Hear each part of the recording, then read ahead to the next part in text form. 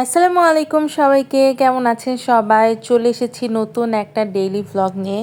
So আজকের ভ্লগটা শুরু করছি মোটামুটি সকাল থেকেই মিঠুর পানি খাওয়া দিয়ে।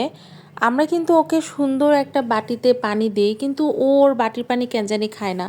মনে করেন আমরা রান্না করছি, সেই রান্না করার সময় যখন কাটাকাটি করি, একটা পাত্রে যখন আমরা পানি নেই, সেই পানিতে যে সে পানি খায়। তারপর ধরেন আমরা ওয়াশরুমে গিয়েছি, সেইখানে গিয়ে সে পানি খাবে। তারপর যেখানে সেখানে যদি আমাদের গ্লাস রাখা থাকে, এখানে যেমন দেখছেন একটা গাছ ছিল, ওই গাছে পানি দিয়েছি মাত্র, সেটাও দেখেছে, সেখানে গিয়ে পানি খাচ্ছে। আর ওর নিজের গ্লাসের ওখানে সে একটা মানে একটু তাকিয়েও দেখে না যে ওখানে পানি আছে, আবার দেখলেও সে মুখ ঘুরিয়ে চলে যায়, ওখান থেকে সে পানি খায় না। সো যাই হোক, ওর এই অদ্ভুত অদ্ভুত কাণ্ড হতেই থাকবে। সো সকালের ব্রেকফাস্টটা আমি ততক্ষণে বানিয়ে নিয়েছিলাম। আজকে আমি সুন্দর একটা সালাদ বানিয়েছিলাম। চিকেন হচ্ছে ম্যারিনেট করা ছিল আগে থেকেই নর্মাল কিছু মশলা দিয়ে, তো সেইটা আমি হচ্ছে বাটার দিয়ে ভেজে নিয়েছিলাম।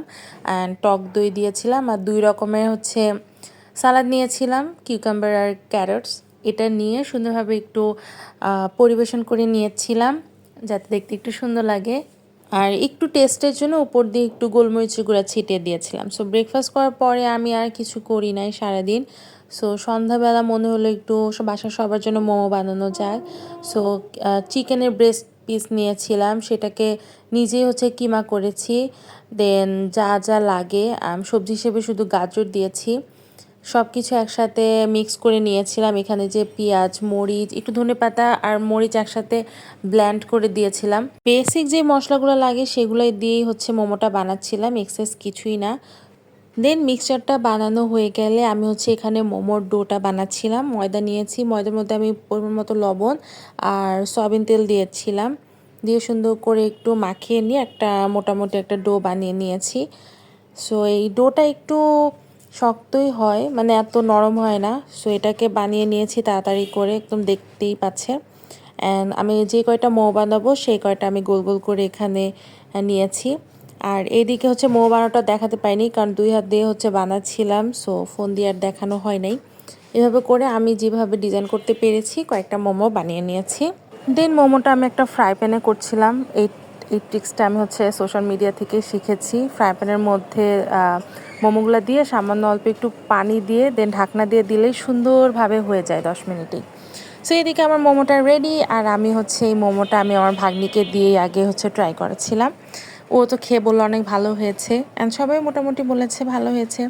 সো এদিকে সবাই আমরা মোমোটা খাচ্ছিলাম, আর দেখতে দেখতে ডিনারের টাইম হয়ে গিয়েছে। ডিনারে আজকে পরোটা আর হচ্ছে পুঁইশাক আলুর ডাল রান্না করেছিল।